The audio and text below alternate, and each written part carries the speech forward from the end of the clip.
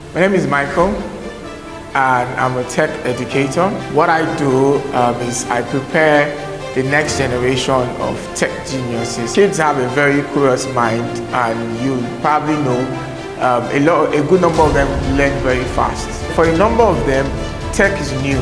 So when you first expose them to tech, you see that sparkle in their eyes. They want to learn, they want to know more. A good number of them, although there are some who are not tech inclined, that they are laid back when it comes to computer classes, but a good number of kids, because these are the times, right? They are born into tech.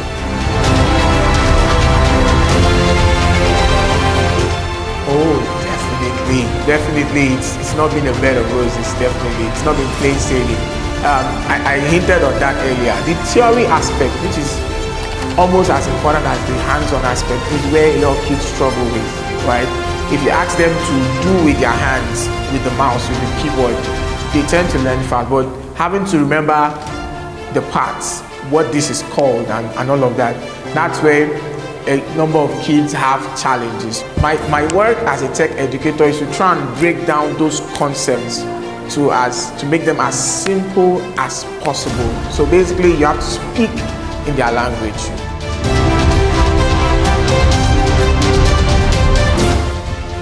Oh, schools definitely can make it easier.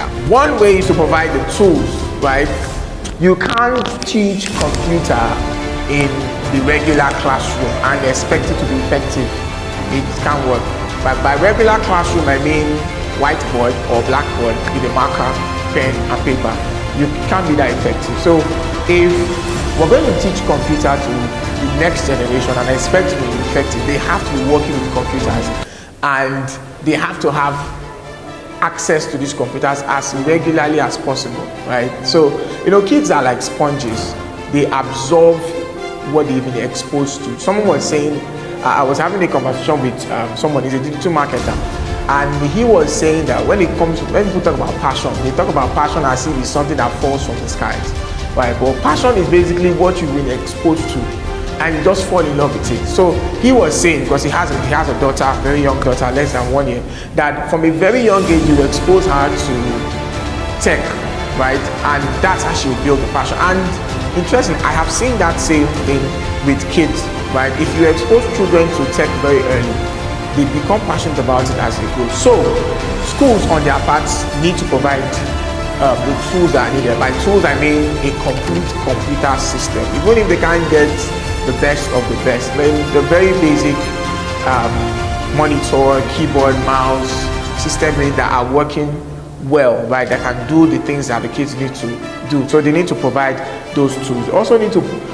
set aside time, because sometimes it seems like ICT and computer is like an afterthought for a lot of schools, right? They don't see it as some take it almost like a side attraction. But maybe in the days when I was in primary school, that was a side attraction, was an afterthought, but not in 2021. But I remember when we were in primary school, probably the exposure I had to computer was maybe twice throughout the entire 6 years. But that was there. Those were the 90s and the early 2000s, not 2021. So ICT and computer studies should not be seen as an afterthought or just a side attraction or something that is nice to have, where it should be seen as a must have, right? So schools really, apart from providing the tools, they need to set aside time and get quality trainers. Yes, which is why we're here anyway. Thank you. So when the kids appear into my class?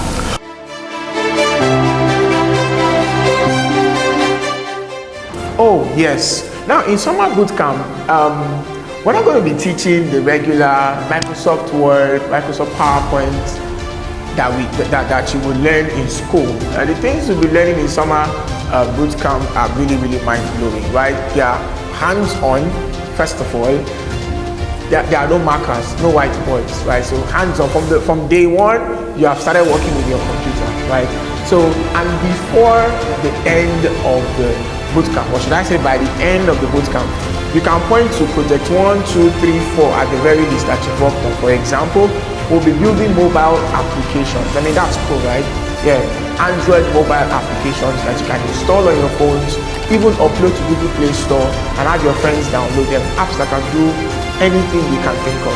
We'll be learning how to build your own animated stories using platforms like Plotagon, Render Forest. So you'll be learning how to build your own animated stories. That's two, right? These are great things. And the interesting thing is, you're not just going to be all work. It's going to be fun, right?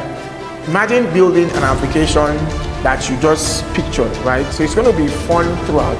Not only will you learn, you will have fun, right? It'll be so memorable that you can't wait for the next summer.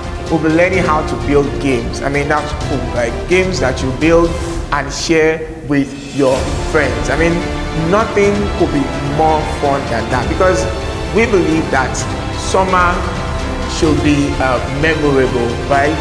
Not just memorable, but pleasantly memorable. So trust me, believe me, if you attend summer boot camp, you will so much look forward to the next one, and your friends will hear about it when school begins.